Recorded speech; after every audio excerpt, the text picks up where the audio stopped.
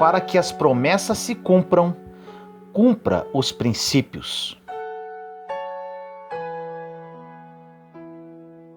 No livro de Romanos 12:2 diz: Não se amoldem ao padrão deste mundo, mas transformem-se pela renovação da sua mente, para que sejam capazes de experimentar e comprovar a boa, agradável e perfeita vontade de Deus.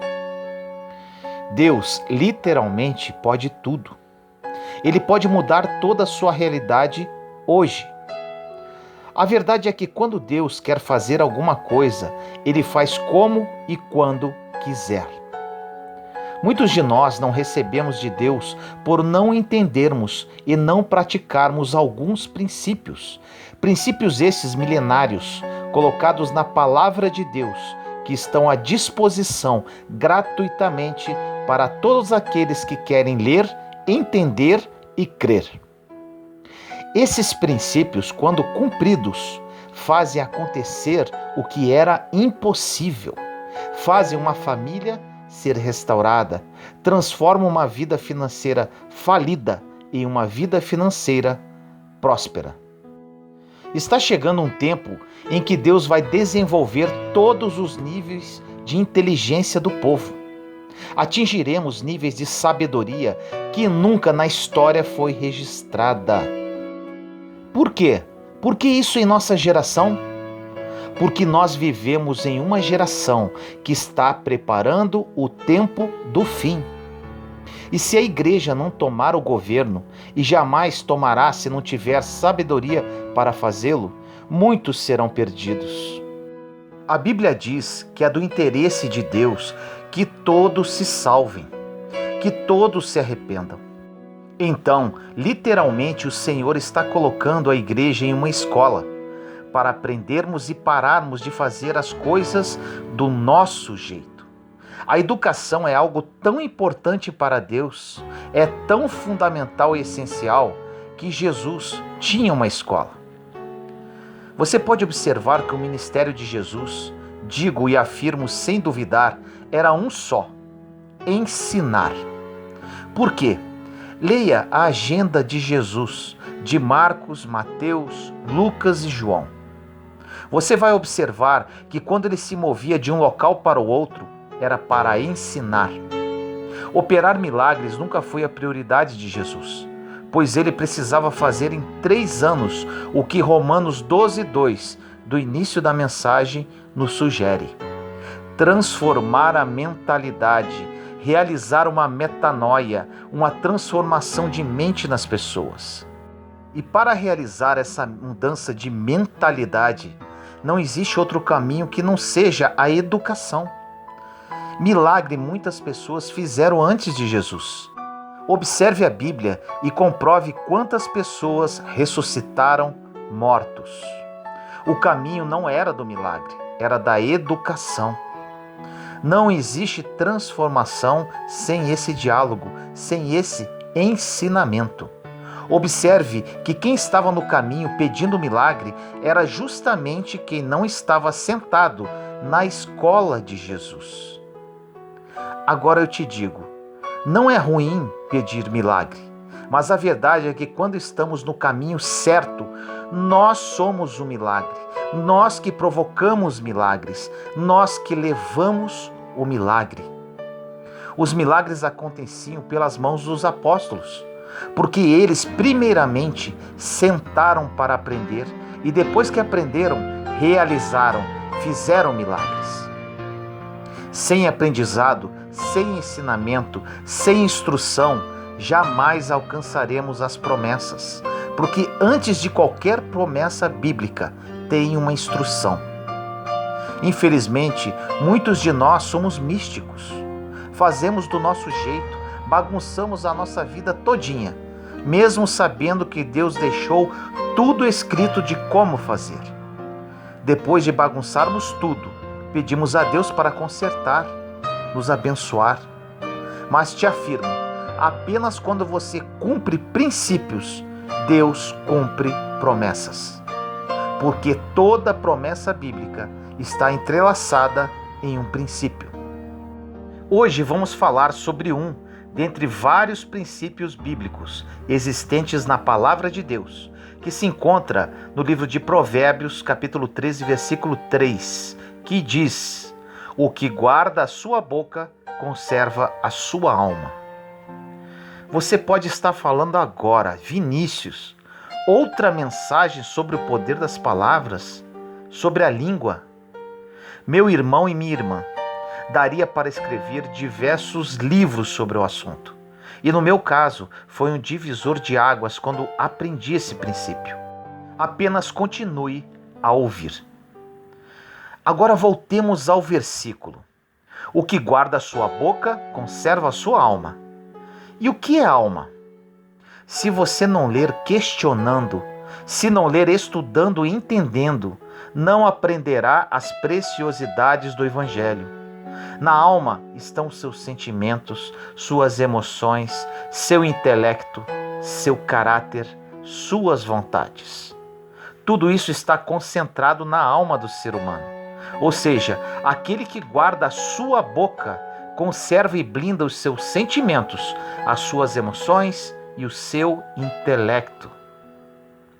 Agora, continuando o versículo. Mas o que abre muito os seus lábios se destrói. Ou seja, não é o inimigo que destrói essa pessoa, ela mesma se destrói. Profundo isso, não é? Um dado estatístico. Você sabia que 92% das coisas que tiram a sua paz, das coisas que te deixam sem dormir, que te oprimem e que podem te levar até a depressão, a tristeza profunda e a falta de alegria, são pelo que você falou, não pelo que falaram de você. O mundo espiritual, por exemplo, não se move pelo que você quer ou pelo que você acha. O mundo espiritual se move por palavras. A sua palavra tem muito poder, diz a Bíblia. O poder da vida e da morte está na boca, está na língua. Você mata e faz viver pessoas com palavras. Olha como isso é grave. O que mais matou nos últimos anos não foram as guerras, o Holocausto e nem os genocídios. O que mais matou foram as palavras. Filhos não falam com seus pais e os pais não falam com seus filhos por causa de palavras. Ovelhas saíram das igrejas e os pastores abandonaram suas ovelhas por causa de palavras. Casais se separaram e assim dividiram toda uma geração que estava por vir por causa de palavras. Nada mata mais no mundo do que as palavras. Para você mudar completamente a sua vida, você precisa alinhar o que fala com aquilo que Deus está desenhando para o seu futuro. Não é o que você quer, nem aquilo que você acha, é aquilo que você declara. A Bíblia diz que quando o arcanjo Miguel contendia com o diabo e disputava a respeito do corpo de Moisés, ele não ousou pronunciar juízo de maldição contra ele, mas disse: que o Senhor te repreenda. O mesmo Satanás que humilhamos, o arcanjo Miguel não ousou jogar uma palavra de maldição contra ele, contra Satanás, o príncipe das trevas, o destruidor das almas. Você pode questionar, mas por que ele não fez isso? A resposta se encontra em Tiago, capítulo 3, versículo 2, que diz assim: porque todos tropeçamos em muitas coisas. Se alguém não tropeça em palavras, o tal é perfeito. Olha essa palavra. Se você não tropeçar em palavras, para Deus você é perfeito. O resto é com Ele, o resto é com a graça dEle. Mas para isso você precisa fazer uma coisa: calar-se. Só quem sabe o peso de uma palavra valoriza mais o silêncio. Continua na Bíblia, em Tiago 3, o versículo 3 a 12, passagem que já citei em outras mensagens, mas é sempre bom relembrar. Diz assim: ora, nós pomos freio nas bocas dos cavalos para que nos obedeçam, e conseguimos dirigir todo o seu corpo. Vede também as naus, que que, sendo tão grandes e levadas de impetuosos ventos, se viram com um bem pequeno leme, para onde quer a vontade daquele que as governa. Assim também a língua é um pequeno membro, e gloria-se de grandes coisas. Vede quão grande bosque um pequeno fogo incendeia. A língua também é um fogo, como um mundo de iniquidade. A língua está posta entre os nossos membros e contamina todo o corpo, e inflama o curso da natureza, e é inflamada pelo inferno. Porque toda a natureza, tanto de bestas feras como de aves, tanto de répteis como de animais do mar, se amansa, e foi domada pela natureza humana. Mas nenhum homem pode domar a língua. É um mal que não se pode refrear, está cheia de peçonha mortal. Com ela bendizemos a Deus e Pai, e com ela amaldiçoamos os homens, feitos à semelhança de Deus. De uma mesma boca procede bênção e maldição. Meus irmãos, não convém que isto se faça assim. Porventura deita alguma fonte de um mesmo manancial água doce e água amargosa? Meus irmãos, pode também a figueira produzir azeitonas ou a videira figos? Assim tampouco pode uma fonte dar água salgada e doce.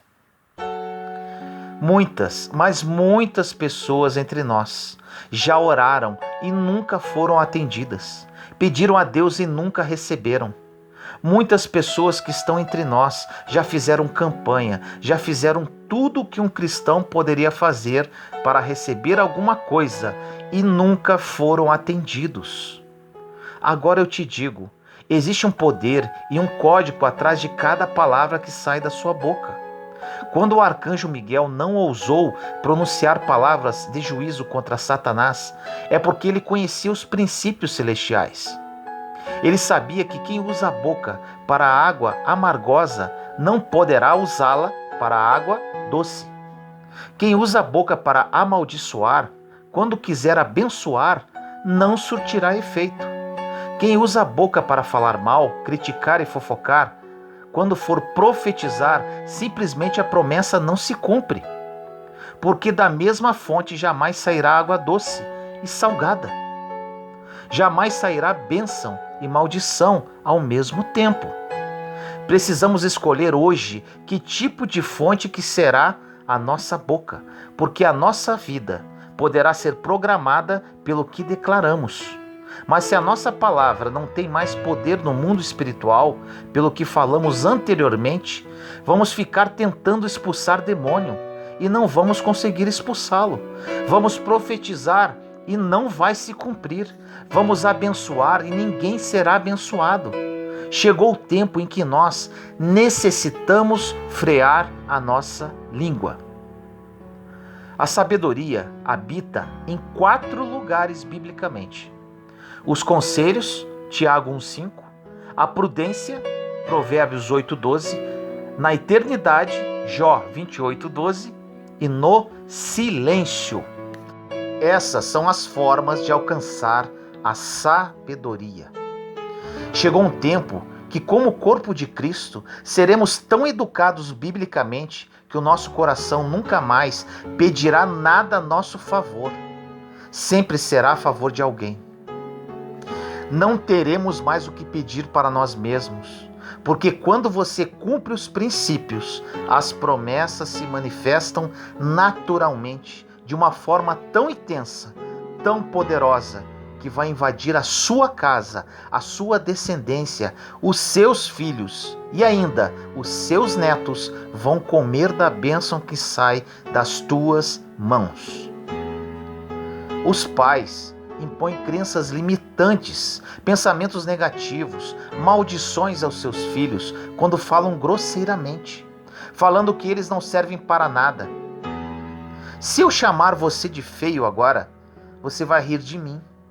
Mas se uma alta hierarquia emocional, como pai, mãe, professor, tio, avô, chamar você de feio quando você tem 5 anos, você vai crescer cheio de complexos.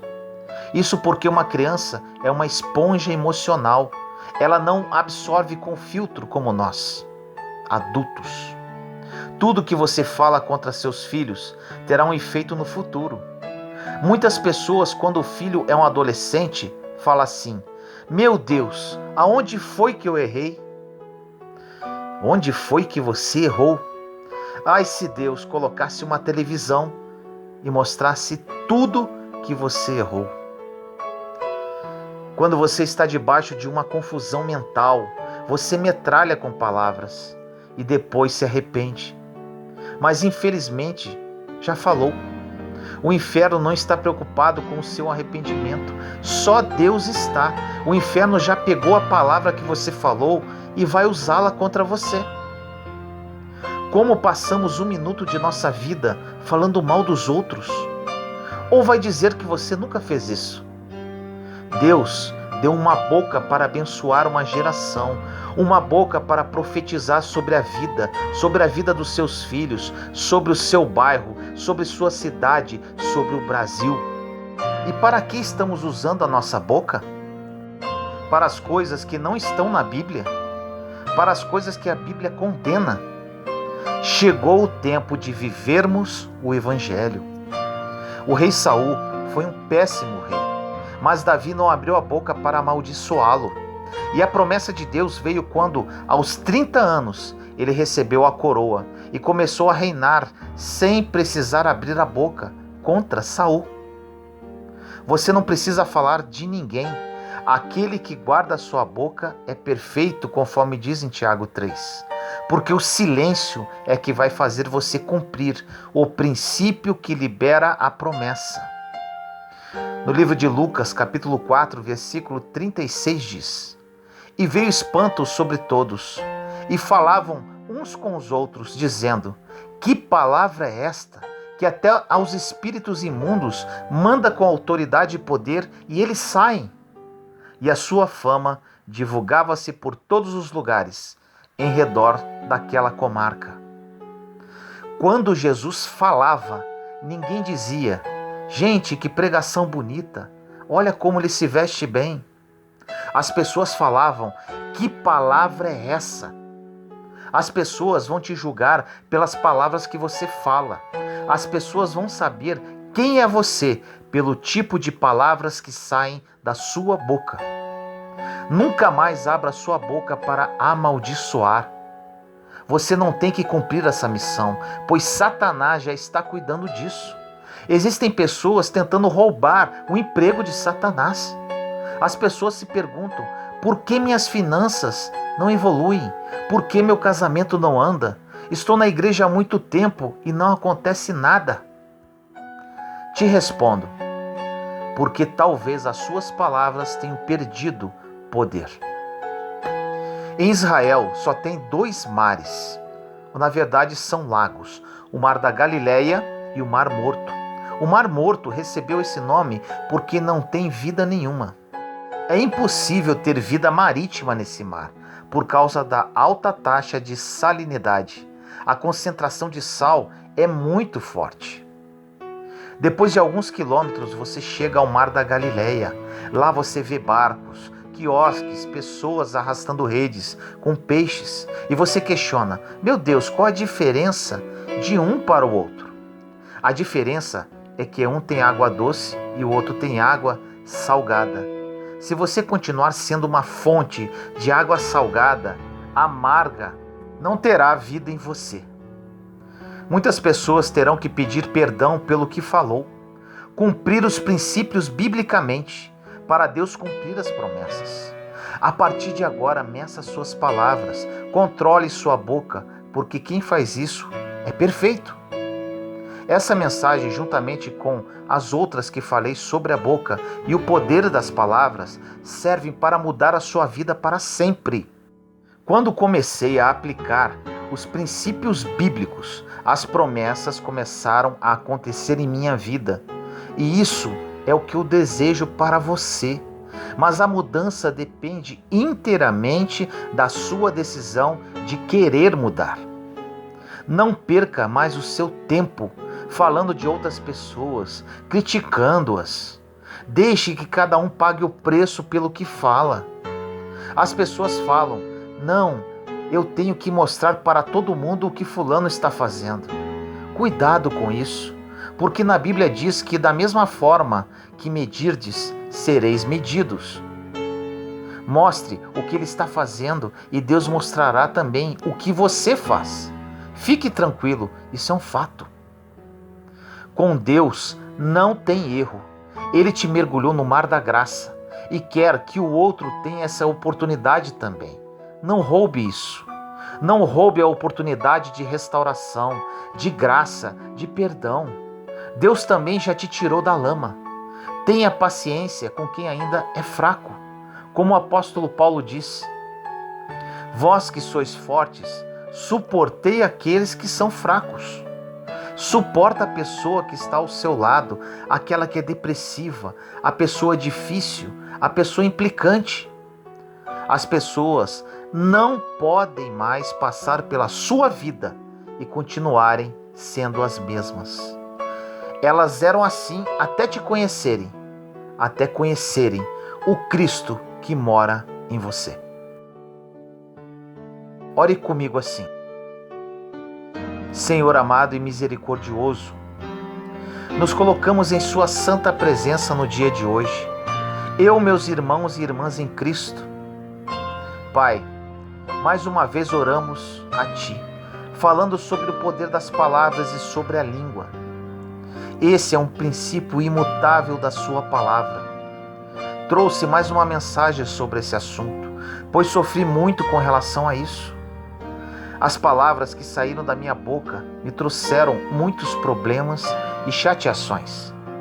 Depois que aprendi esse princípio e apliquei em minha vida, tudo mudou e comecei a receber promessas muito melhores do que imaginava.